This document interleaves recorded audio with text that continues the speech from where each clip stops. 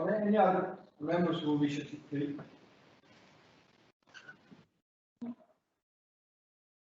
Thank you very much, Mr. Mayor. I was trying to look up some catchphrases and sayings to encompass the 8 resignations and defections from the Labour Party.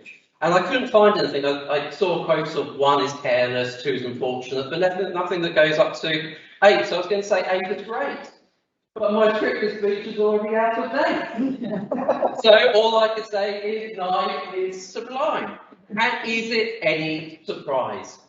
This council is risking bankruptcy with the taxpayers' money. It's already £1 billion in debt. And we've seen Croydon that had £1.4 billion of debt that's now gone bankrupt. Yet this Labour administration is ignoring those warnings and steaming full ahead to go to £2 billion of debt. And if it does go bankrupt, it is going to be the poorest that suffer the most. But if it doesn't, there's a second option. The capital borrowing means increasing frontline services cuts. The services there. It was 3 million, it was 6 million, now it's 8 million. And that's going to accelerate up to, in 7 years' time, £17 million. What does that mean? More and more and more cuts to frontline services that are going to impact the poorest hardest. So it's Labour decisions and Labour cuts. I'd also like to reflect and imagine the situation of a family that's struggling to make ends meet. But thanks to the furlough scheme and other Conservative government support, they have £100 of disposable money to spend. And let's look at the regressive Labour taxes. We've seen the tax rise, the green bins tax.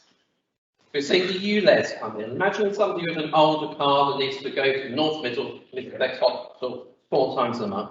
That's £50. So that means they're left with £37 left to spend. And then they get hit with 2 LTN fines. How do they pay that? Imagine a family that's worked hard and has saved thousands of pounds, but then they suffer a bereavement. Now, before they would have been able to afford that funeral, but Labour have increased the fees and charges on funerals and graves by up to thousands of pounds. Now, I have mentioned this twice in this council chamber, and Labour has not changed course. Imagine the stress and worry those decisions are taking on those families. That is morally reprehensible at any time, let alone in a pandemic. And we're calling confidence votes on so many different issues, but that one issue alone is worthy of a no confidence vote in this awful, uncaring Labour administration. Thank you, Mr. Chair.